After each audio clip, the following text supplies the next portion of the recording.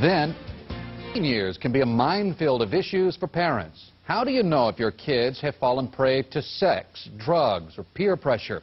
Do you spy on them? Gail joins us with some important looks at privacy.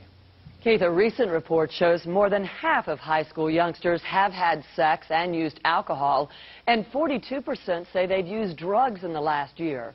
More and more parents want to know what they're up against, and they're becoming Inspector Mom.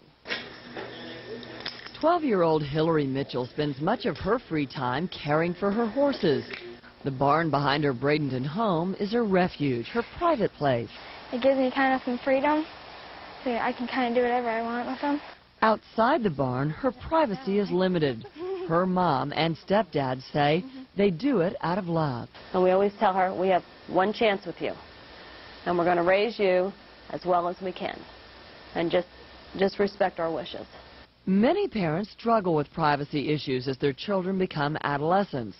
Should you look in their diary or their drawers or listen to their conversation? Psychiatrist Michael Fox believes most kids need some privacy.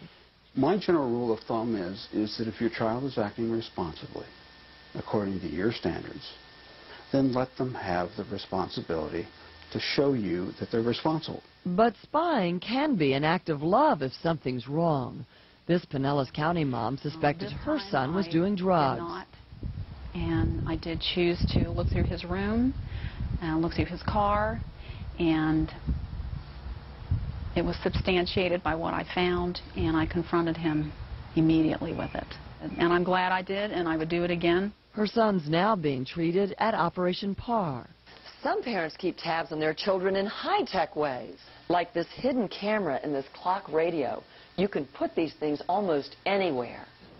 So-called spy shops offer all kinds of cameras, phone monitors, even a satellite tracking system to see where your teen's been driving. Some parents just want to keep an eye on their kids. Oh, absolutely. I would think that probably 15% of our business is going towards that area of monitoring teenagers in the household. No matter how you plan to watch your children, let them know what you expect. I support whatever it is that the parents want as their values.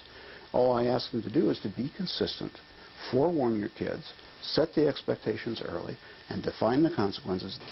Hillary's parents hope their strictness now will mean they won't have to spy later. We have done probably as much as we can except be there now for her.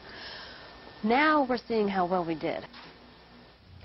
Ada's on your side tonight with some tips on creating a better relationship with your children. First of all, you might want to volunteer at their school. Also, don't give them unrestricted freedom. Set some limits. And finally, let them know exactly what you expect. Be firm in your beliefs. And if you suspect your child is involved in substance abuse, contact Operation PAR at 1-888-PAR-NEXT. We'll have this number again for you a bit later in the newscast.